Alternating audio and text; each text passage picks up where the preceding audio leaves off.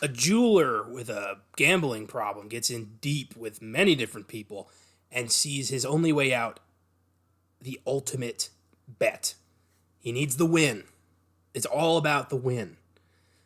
But everything else is crumbling around him, and there's no way out. I think we know that from the beginning. There is no fucking way out for Howard Ratner. Uncut Gems.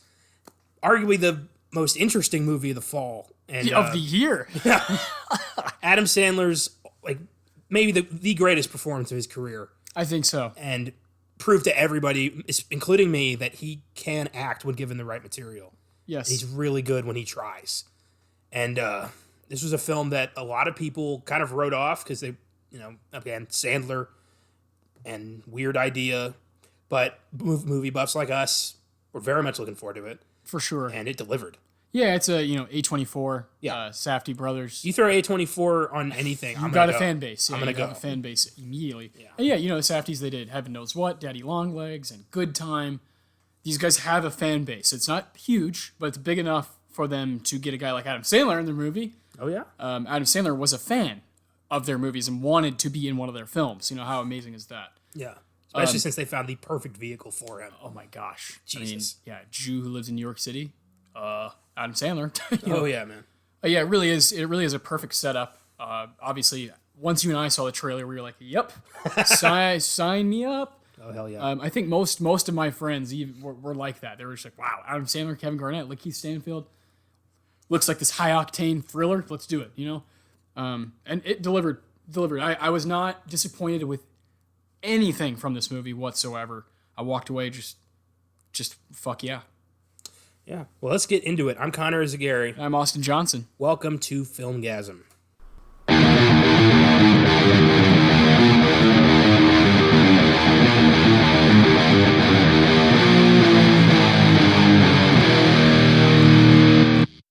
Uncut Gems was, well, it was a gem. Yeah, no, truly. Yeah. It's cost about 14.8 mil. Or no, wait, it made 14.8 mil. Yeah. Budget, I'm not seeing here, which is kind of weird. Undisclosed Undisclosed at the moment. But, yeah, it was just a fantastic watch.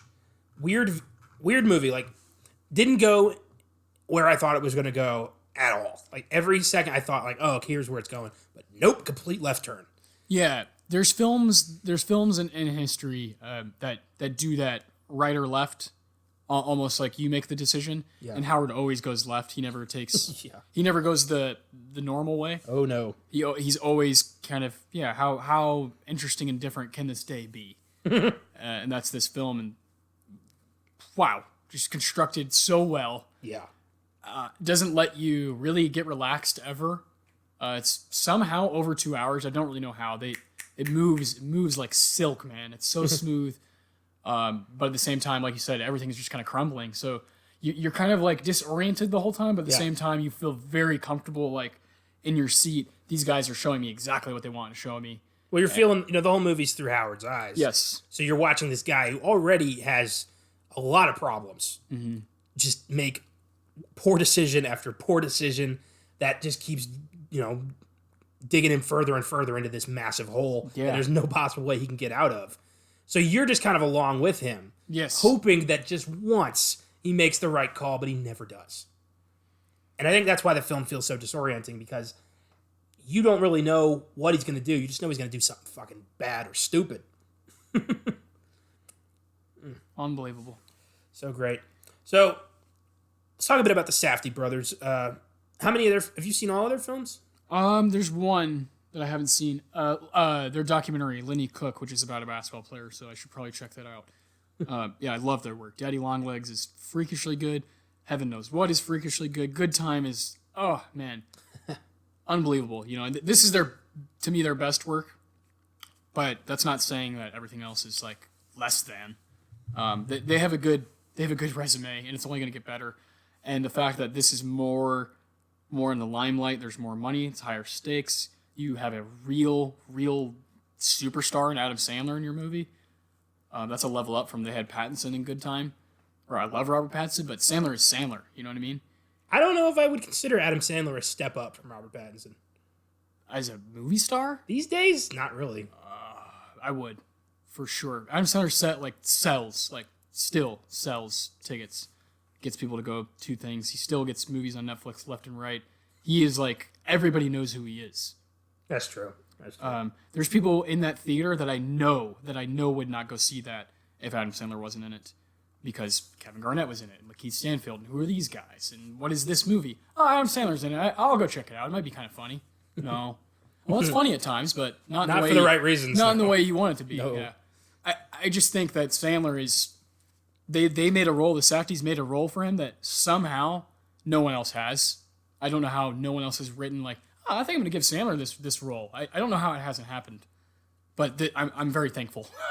Because I am a huge Sandler fan, and equally a huge Kevin Garnett fan, equally a huge Lakeith Stanfield fan, and equally a huge Julia Fox fan now. Yeah. My goodness. She really steals the show.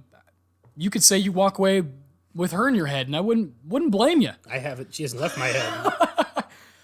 What a find! Yeah, the Safdies, they're awesome, and they really let their cast kind of be extremely the variations of the kinds of people. You know what I mean? It's really cool. Feels like New York. Exactly, it's a fucking melting pot. Yeah, and it's awesome. You find all sorts of weird fucking people in New York City. And it fucking works. Yeah. Makes sense. You could do anything in New York. Exactly. It's amazing.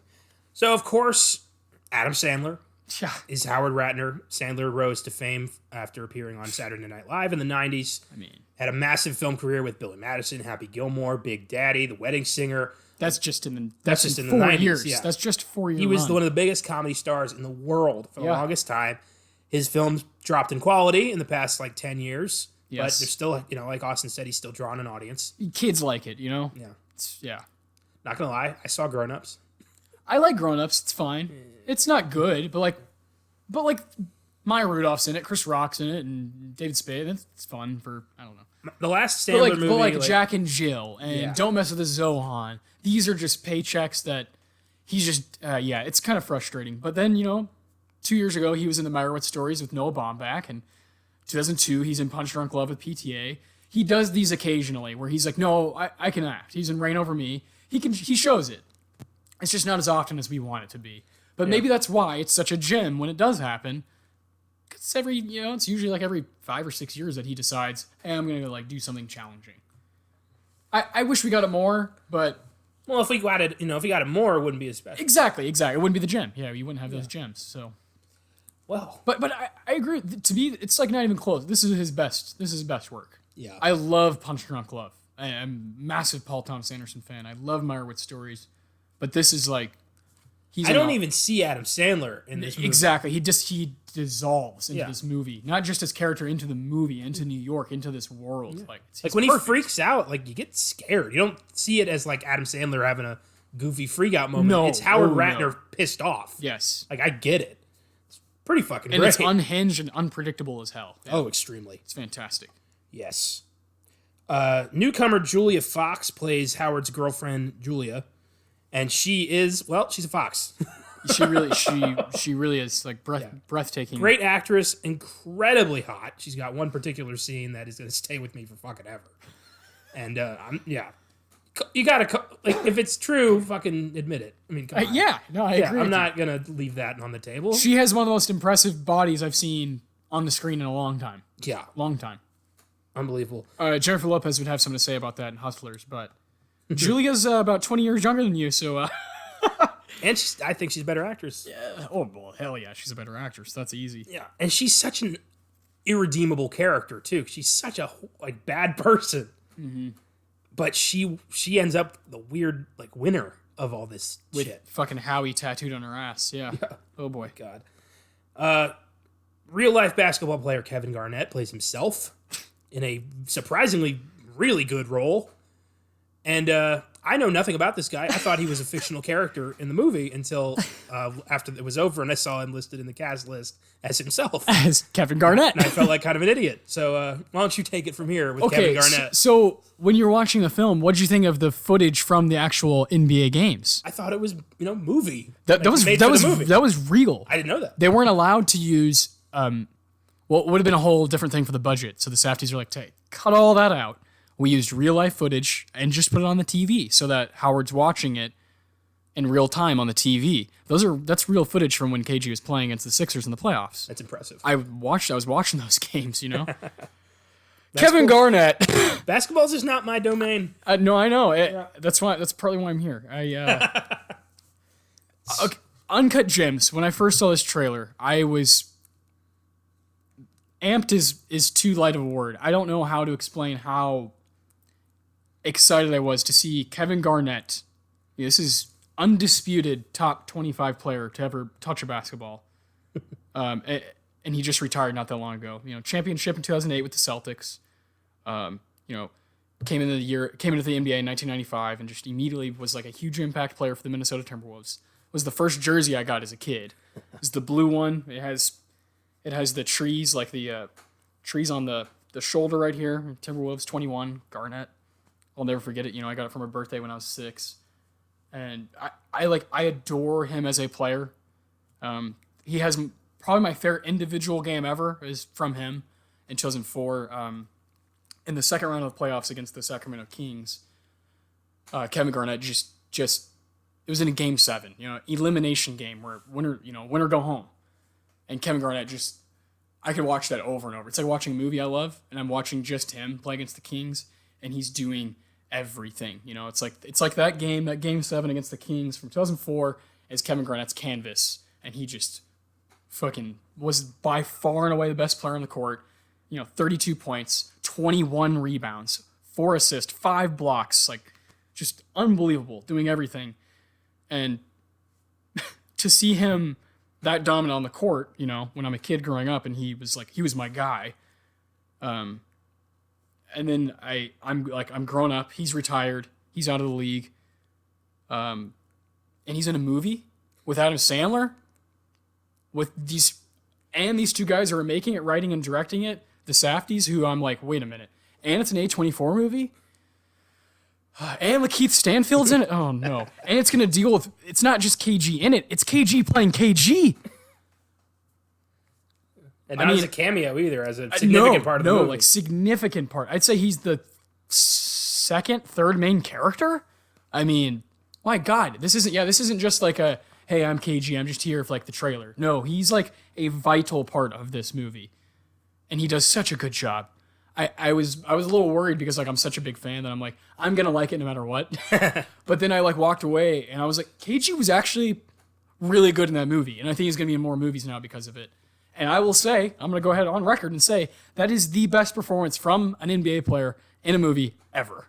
That would go against LeBron James, Ray Allen. You know, there's plenty of guys, Dr. J, who have done it. KG, not even close. Way better than all of those guys. He belongs on the screen.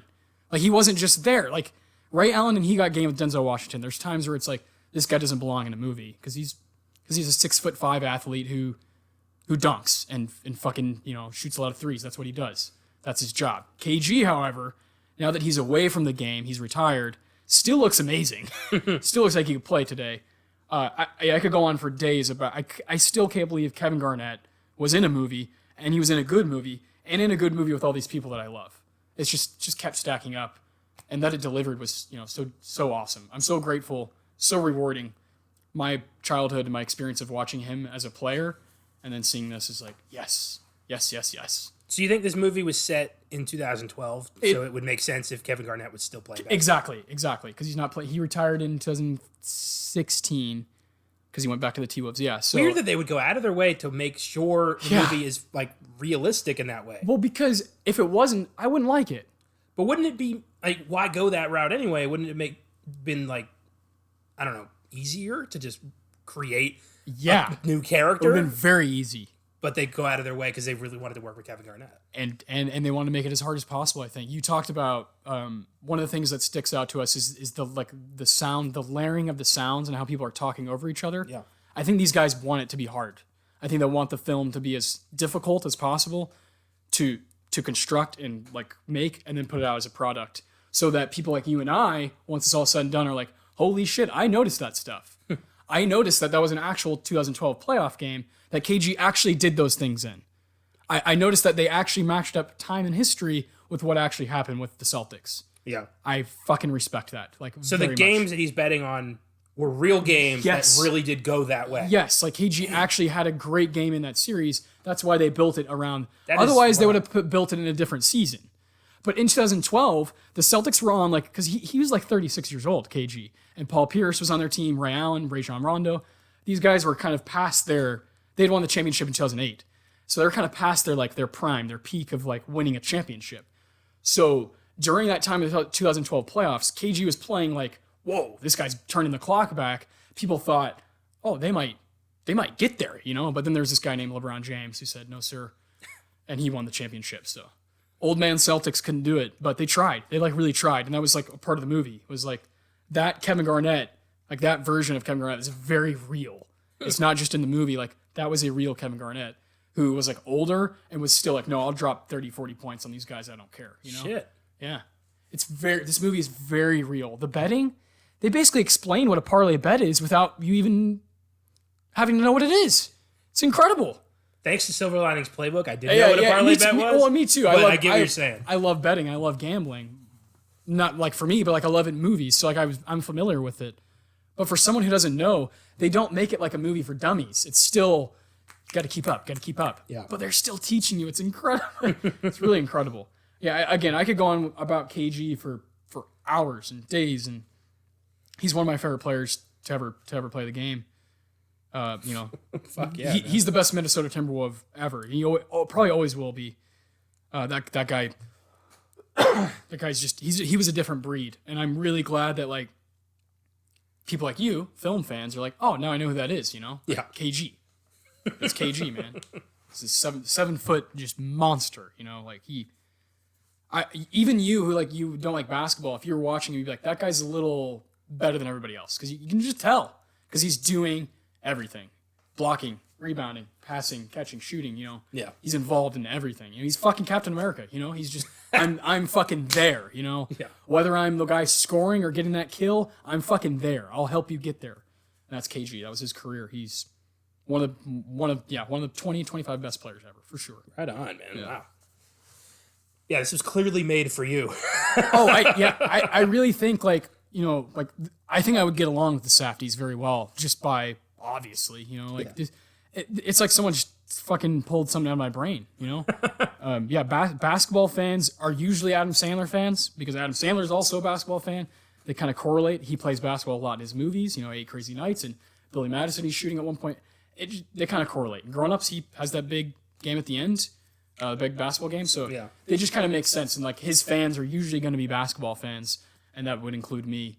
So this world is like, yep, sign me up. I could have watched this movie for 10 hours, you know, just keep going. I'd be cool with it. Right on. Wow. Killer. I forgot where we started on that. Oh, well, we were talking about KG. Cast. Yeah, because we went Sandler, Fox, KG. Well, next up is Lakeith Stanfield as Damani, this weird, like, watch. Like, I think he's selling stolen watches. Yeah. Through Sandler. Yes. He's one of his guys. uses his shop. Yeah. Kind of. I don't really get why they're working together because they clearly don't work together well. Well, what Damani does, I think, is just bring in a certain clientele, like Kevin Garnett. That's right. He brings in the players and the rich people. He brings like I think he point blank says at one point, he's like, I'm bringing in like the black culture into your shop, so you need to fucking watch who you're talking to, you know, that sort of thing, which is true. Like throughout the film, it's very true that whoever Lakeith is around, those are the guys that are like spending money and are there to like, you know, shop. So yes. Yeah. Well, Stanfield has had a huge career boost in the past couple of years. Yeah. First appearing in Get Out in 2017. From there on, it's just Sorry to Bother You in 2018. This year he had Knives Out. The guy is really coming to his own. Not to mention he's been in the TV show Atlanta simultaneously. Dude that guy's like an old school. I think we talked about on an episode recently, like back in like the 40s and 50s when movies were just Lakeith belongs in in that time when just he works a lot. Yes, he does. Which I love. I love that. Good shit too. That's the best part. Yeah, and he's awesome in this. Yeah. He's going to be part of the next generation of big stars. I agree. Then we got Idina Menzel as Dina, Howard's soon-to-be ex-wife. And she's most well known as the voice of Elsa in the Frozen franchise. Yes. So it's really weird to see her as this disgruntled wife. This movie's basically just calling Howard out on his bullshit all the time. It's hilarious. She does a great job. If I didn't have to look at you again, I would. You are the most annoying thing in the world. Like, she's, goddamn. Tell me what you really think. And Sandler's just smiling. That stupid. It's like he doesn't hear anybody. No. Nope. It's amazing. Then we got Eric Bogosian as Arno, Howard's fucking brother-in-law, who is also the guy who he owes like $100,000 to. And I would love to know how that fucking started. I don't have a Twitter, but I saw someone tweet on my girlfriend's Twitter. Someone said, "Can we get an Uncut Gems prequel?" Yes. Fuck yeah. I was like, "Oh my god, that'd be incredible." to see what was the deal that happened with his brother-in-law where he's this pissed at him. You know? Yeah. But that's part of the beauty of this storytelling is it don't matter. No. And once you get caught in, you really don't give a shit. You really don't care how he's in this debt. He's in it. It's very obvious that he's like in the thick of it. Bogosian has been in a lot of stuff. His play Talk Radio became a film by Oliver Stone in the 90s.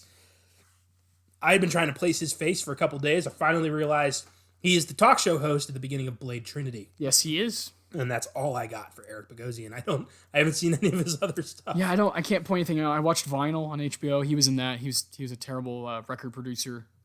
But yeah, I don't know. He's great in this. Yeah. Then we got Keith Williams Richards as Phil, Arno's muscle. Yeah. His first movie, and he is scary. This guy is straight from the streets. Yes. Gotta be. Gotta be straight from the actual, this life. Fuck yeah, man. He is really, like, the guy you should have been watching the whole time. Possibly, as I've digested and processed this movie, probably my favorite character of the movie. He's terrifying. Like, as a villain, I'm like, this guy... And he, like, when he punches him in the middle of the day. Yeah. Come on, man. Like, this guy belongs in so many worlds. You're like, oh, I wish this guy could be in a Scorsese. You know what I mean? He's the man. Yeah, for sure.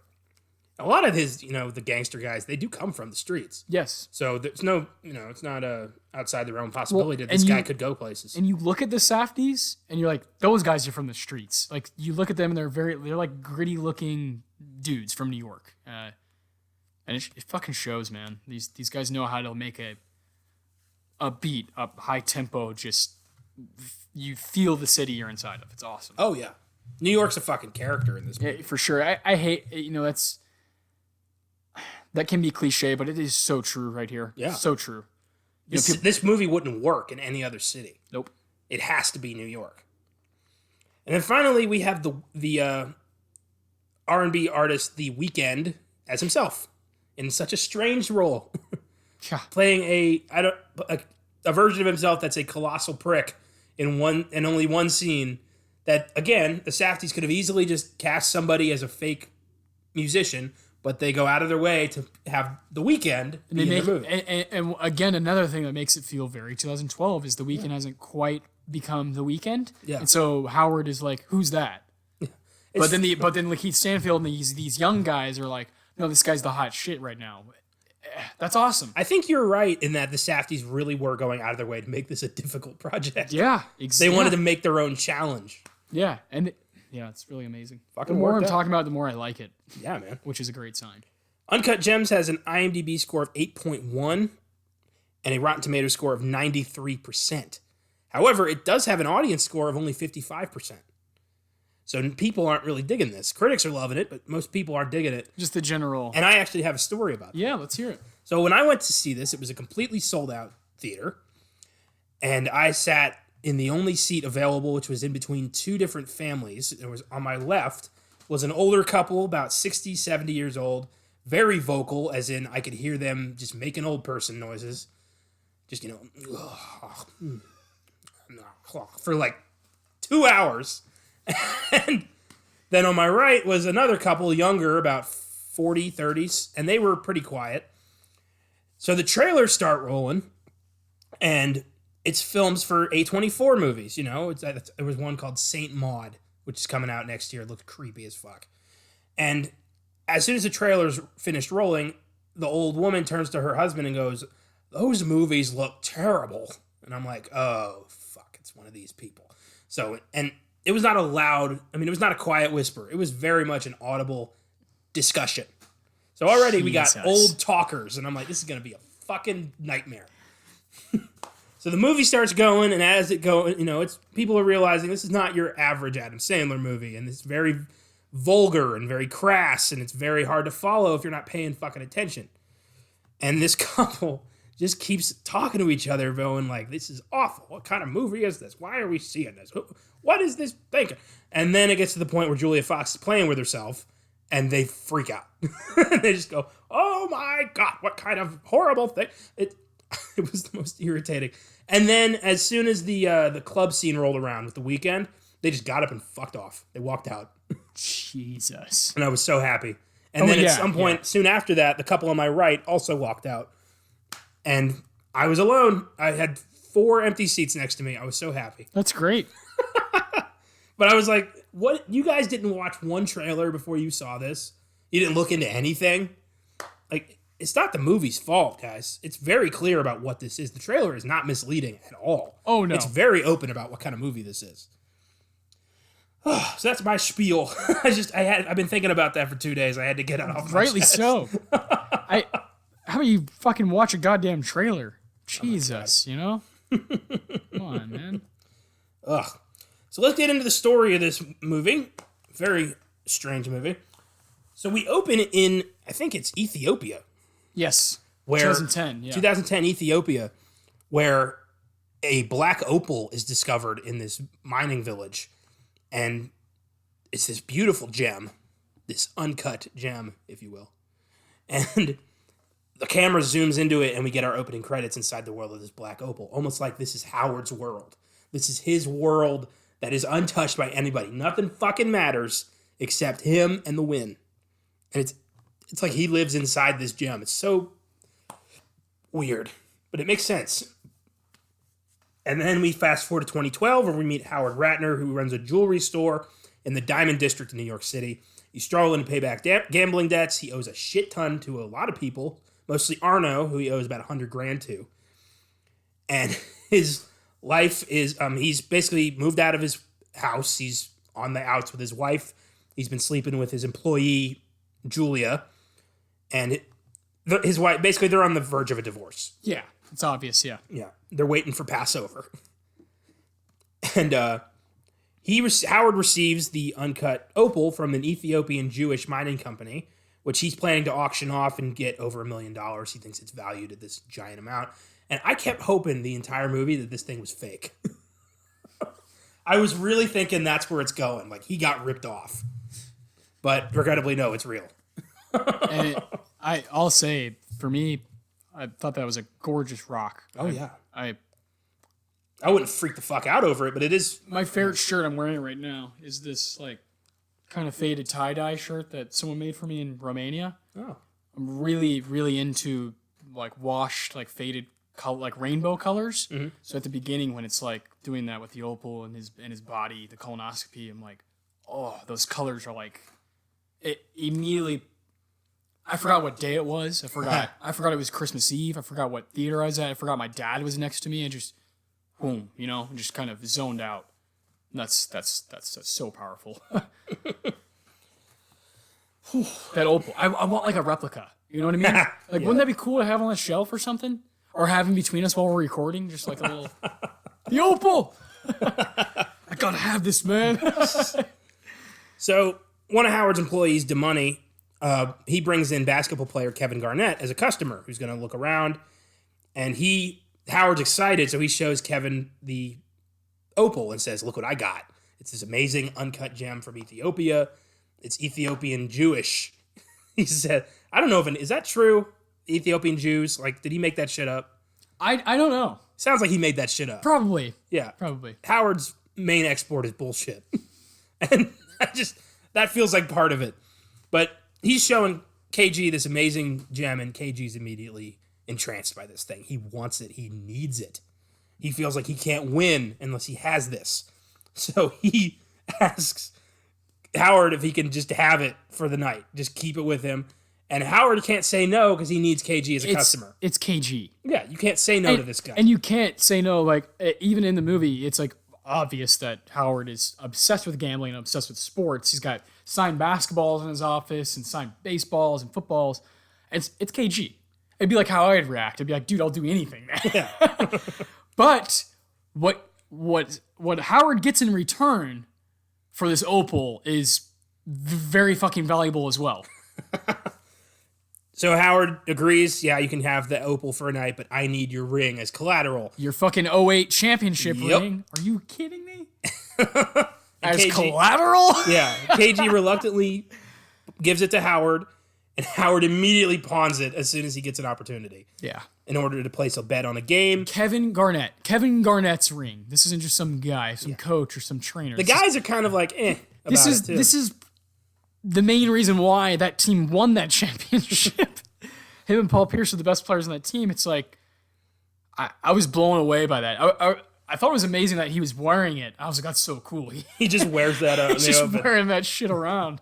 But then, yeah, when Sandler just kind of was like, hey, and KG's like, yeah, I feel you, man. I feel you. Like Howard had a ring too. He had a lot of cool stuff. But he had like his own championship ring. Yeah, the Knicks one, 73. Yeah. Where did he get that? Probably just bought it somewhere. More shit? Well, they make those championship rings. They give out a lot more than they give off. It's not just for the players. Oh. They give one to like the trainers and the cheerleaders, so there's like 50, 60 So of he them probably... made. So he bought one in an auction, I'm sure. Yeah. It's from the 70s, so it's probably someone who passed away or. Okay. But yeah, New York Knicks, 1973. Glad I have you here to explain all this stuff to me. Yeah. Basketball and film are like my two things, Oh my God. So Howard's plan is to buy the ring back with his winnings, assuming he fucking wins.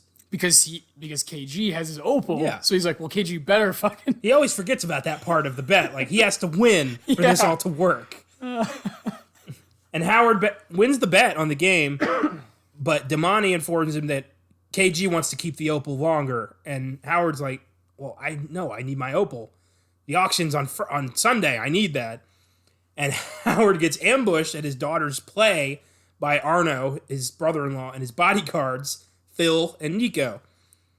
And Howard explains that, like, what? I got the money. I can pay you back. I won the bet. And Arno says he stopped the bet. Oh, my God. And Howard immediately freaks out. Like, congratulations, you fucked us both. Like, yeah, you idiot. Yeah. We could have both had money. Yeah. He's not realizing, like, they're going to break his legs. Like, this is not a good situation. I'm honestly surprised that's all they did to him was strip him and throw him in a trunk. I thought they were going to do worse. Me too. I guess because he's family? Yeah. And there was I think Arno knew that his sister had there's the play, going on. I think he's like, all right, I'll take it a little easy on him. Just leave him naked in a trunk. God. Which is pretty fucking embarrassing. Yeah. Your wife comes out and you're at your daughter's play and you're just like, sorry, let me change real quick. She doesn't even really question it. She just shakes her head like, this has clearly happened before. Another night, yeah. Another night. More, reason why she's leaving him is this is bullshit. Oh man, they're what in their 40s in this movie as a couple. Roughly. There's no telling what was going on in their 20s, 30s. No. How much just shit. Yeah. This is not new behavior for Howard. No, this is another day. Yeah. That's the weirdest thing about him. This is just another day in the life of Howard Ratner. New Yorker Howard Ratner. Yeah. Like, fuck. Jesus. Can't imagine what would happen if something really happened to this guy, because this is his day-to-day. Jesus. Yeah, I know. So, later that night, Howard, he needs to find that fucking opal. So, he ends up crashing a party hosted by The Weeknd, this rapper dude who I kind of knew. And he ends up getting into a fight with this guy after he finds him and his girlfriend, Julia, together in a bathroom. Now, she insists nothing happened, but something was about to fucking happen. Yes. Like, she was clearly going to fuck him. Yes. And it's The Weeknd. Yeah. Howard loses his shit and immediately says, get the fuck out of my apartment. Like, he doesn't mince words. Like, it's done. It's over. And she's desperately trying to hold on to him, which I don't get. Like, why? I don't know. What's in it for her? I don't know. This is a failed jeweler with $100,000 in gambling debts. It's almost like, how Howard the whole time is like, can't quit while he's ahead. Even if he's winning, he's like, I have to win more.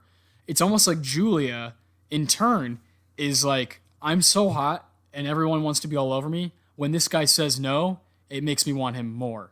Yeah. Possibly. I That don't makes know. perfect sense. It feels like all of these characters are like combinations of people that the Safdies probably know or have run into in New York. Well, I read in the trivia that Howard's based on somebody they knew as kids. Yes, yeah, like someone that their dad knew and that like definitely gambled way too much. Yeah. Yeah. New York is just so vast and so huge that you're gonna have all these weirdo kind of people, including someone like Julia, who probably has some insecurity issues and who knows about other kind of issues like family issues and this and that, and find some acceptance within Howard, this rich guy who's like seemingly got it all, but he really doesn't. He's got fucking nothing. Fuck all, yeah. So I don't know. She has her own set of problems as well. You know, everyone does in this film. It's true. Even KG, there's times where I'm like, dude, what are you doing? $175,000? You're Kevin Garnett, dude. You've been doing this. You don't need the opal. You know, it's just funny. So eventually Garnett does return the opal. And he tells Howard, like, look, I want this. And Howard's like, well, you got to come to the auction. We're auctioning it off. Yeah, come on Monday to the auction. And that's that scene where he's, the buzzer in the door doesn't work. Yes. And you keep thinking, like, they're going to fucking leave. Howard's not getting his opal. But he eventually does get it to work. That's such a tense scene. It really is. You have the phones going off. This is where that sound comes in, that sound engineering. The phone's going off. The doorbell buzzer is so annoying. It's like, you know, constantly. And you got KG talking like, yo, open the door. You got everybody talking. And Adam Sandler is constantly like, someone open the door. You have no time to rest. It's awesome. You know, I could watch that all day. Just that mayhem.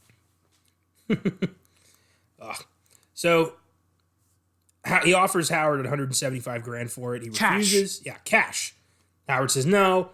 Damani finds out that Howard's been pawning his client's collateral and he's got nothing in the safe. And he's been fucked over, so he quits. And honestly, in that scene, I thought Damani was going to steal the opal. Yes, me too. Like, I'm surprised they didn't go these routes. I thought this movie was going to end with like everyone dying and Damani just like, haha. Yeah, like Snatch, you know, nobody gets the diamond. Yeah. Reservoir Dogs, yeah. Exactly. It's kind of a MacGuffin, but it's not. Mm-hmm. It's like they keep you watching the opal when really you should be watching Howard. Or what's his name? Phil. Phil and Nico. Mm-hmm. Phil, yeah. Should be watching that guy. You never watch for the bodyguards when... Yeah, right? Fuck, man. Isn't this getting better as we talk about it? Yes. You're kind of like remembering, like, wow, that's really a great device. You know? He's really smart. Yeah. And then we get to the auction where Howard learns that the opal's price has been significantly lowered for appraisal. Yeah, this is interesting because his original appraisal for himself was like around $1 million, Yeah. which is so ambitious for a rock. Yeah. Even if it is that valuable, what's your market? You know. Yeah, exactly. But then what is it? What is it actually appraised for? About $225,000. Man. And he gets really pissed about this. I love that scene where he's having the receptionist call the person, and she doesn't believe a fucking word he's saying. I love that. My God. And he's like, what the fuck? I'm going to lose money on this now. So he convinces his father-in-law to bid on the gem to drive up the price. Because he knows KG wants this gem. He's going to pay whatever he wants for it. Fucking backfires when KG bows out before they even hit $200,000. Yep. And his father-in-law is stuck with this gem. And outside, Arno and his bodyguards, Phil and Nico, confront him, kick his ass, and throw him in a fountain. Because he owes them money and he's not delivering. And that's where we get, you know, on the poster for this movie is Adam Sandler with the messed up nose and the kind of napkin over his nose.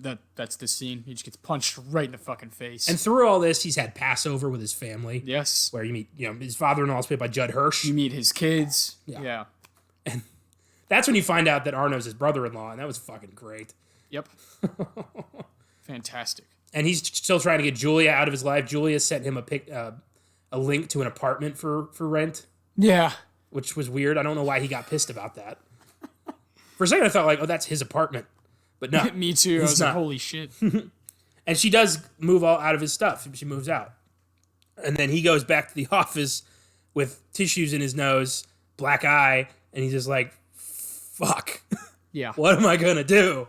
And Julia comforts him and says, you know, everything's going to be fine. And she shows him the tattoo on her ass that says Howie. And he gets really emotional. He's like, why did you do that? I don't deserve that. Oh, my God. And then he gets a phone call from KG's assistant informing him that Garnett still wants to buy the Opal and 175 grand still on the table. Yeah. And he freaks out. He's like, oh, my God, everything's going to be fine. I'm going to save this. So Howard goes and gets KG's championship ring by exchanging his own Knicks championship ring as collateral. And in that scene, I thought somebody would have bought the championship ring. I thought that was going to be gone. Same. I would have. Yeah, my expectations keep getting subverted. If I saw KG's ring somewhere, yeah, I would spend anything I had. My God. You want my car? So he gets back to the place. He gets back to his office, meets KG, and does the deal for 175 grand cash money to KG. KG's like, why have you been dicking me around on this thing the whole time? I don't know what you want. I don't know what it's Yeah, what's and he's going. like, you think I'm stupid? Like, I know what you're doing. I know you had a fucking relative jack it up, bro. Like, I know what you're doing. Yeah. Why? Just be straight with me. So he gives him the 175 grand, and KG gets the open. When he opened the box, I thought it wasn't going to be there. Oh, man. Like, there's so many moments where I thought, oh, this is where it's going to go. But no, not a single time was I right. So in this scene, Howard and KG start talking about, why KG wants this opal. And Howard's like, well, this means victory. This is important to you. Like, this is going to be, this is who you are. You're a fucking winner. And he gets amped up about this game. He says, you know what? Let's bet on this. And I was like, no, you have it in your hands. Like, it's over. But, oh, God damn it. And Arno and his bodyguards are right outside the door. They're coming in right now. And actually, no, they're already fucking in there. Yeah, they're already waiting. Yeah. He has Julia go to the office next door, and he hands the cash through the window, has her take a chopper to Vegas and bet on the game. Yep. And Arno and Phil are so pissed, and he locks them in the little in-between room. There's this hallway, and then there's the room you wait in, and there's the gems, because you can't just have anybody come in here. This is a high-end jewelry place. Yeah. So he locks them in there, and they are just getting more pissed off as Howard watches the game. Yes. And he gets so amped about the game, and like you would point out, one of your favorite parts is when he does the yeah. whatever. For the parlay bet, he has all these things that need to happen, and one of them is the fucking tip-off, which is the very first play of the whole game that you don't have a lot of control over. The ref's gonna throw it up. Two guys are going to jump up. One of them's going to tip it. And KG, of all people, he's 7 feet tall, so he's going to be doing the tip-off. He does it. And I love that because had KG lost the tip-off, the whole bet would be off. The whole bet. The movie's done, Yeah. And when he wins it, Adam Sandler, Howard looks back at Arno and Phil and Nico, and he's like, oh, if you would have missed that, I would have fucked up the whole thing. And his awareness of how dangerous these decisions are, but that he's following through with them and going through with them, and how leisurely he's just kind of like walking around his shop watching the game. I'm like, this is unbelievable. Like, whether he wins or loses, he's got to realize, like, shit's going to happen to him when he opens that door. Yeah, and you got Phil, who says one of my favorite parts of the whole movie also is when he's like, are you having a good time? And so there's, yeah. Like, I am actually. Yeah. This is the best I've ever felt in my life, Yeah. One of my favorite lines is when he's talking to KG about this whole thing, and he just goes, this is what I do. This is how I win. Yeah, you do, this is what I do, yeah. You don't fucking win anything. And KG's just smiling at him like, this guy's fucking nuts. He's crazier than I am, yeah. So in Vegas, Julia keeps getting hit on by this freaky old, like, Kenny Rogers-looking millionaire. Yeah. Elvis Rogers, yeah. And, she's watching the game, and this dude next to her is, like, explaining everything to her. Yeah. And she sees a goon walking through the lobby looking for her. And she hides in the creepy old guy's apartment.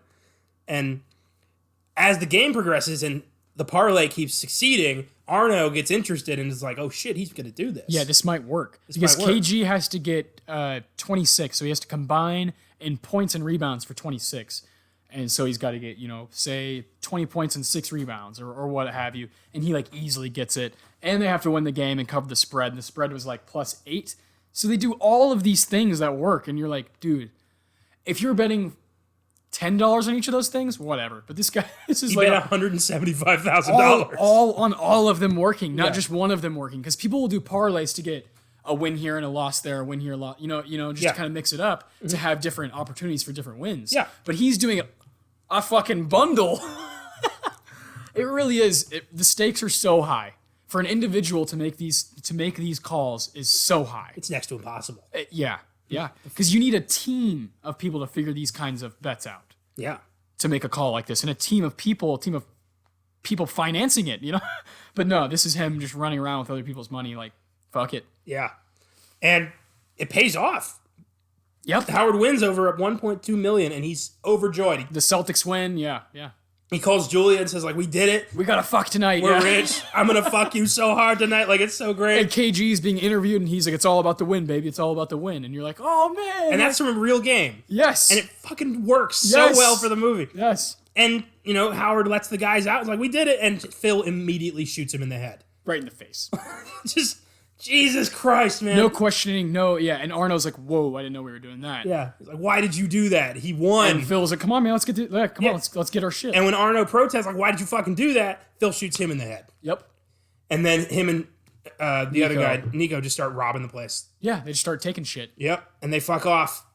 Julia gets out of the casino with the rich billionaire giving her the money. Like, here you go, gorgeous. Like, it's so great. Yeah. She takes off with $1 million in cash, and Phil and Nico rob the guy's store as Howard dies bleeding on the floor.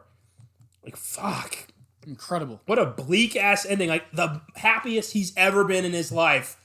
Bullet in the head. Boom. Immediately. Yeah. Jesus. No time to even say, wait. Just shot. Yeah. He didn't even see it coming. Oh, no, and Phil, you knew Phil was going to do that, right? Second he pulled a gun out, I'm like, oh, shit. Yeah, duh. Yeah. Something's going to happen. This guy's been pissed the whole movie. Yeah. Which is so weird because, like, where's his stake in this? If anybody, Arno should have been more pissed off. Phil's just pissed because Howard's been fucking with him. Yeah. Like, yeah, he's pissed more about, like, I don't like the man you are. Yeah. And that comes up a lot. You're just annoying. A lot of people say that to Howard in this. Like, you are an unpleasant person. Yeah. We don't like you. You are annoying.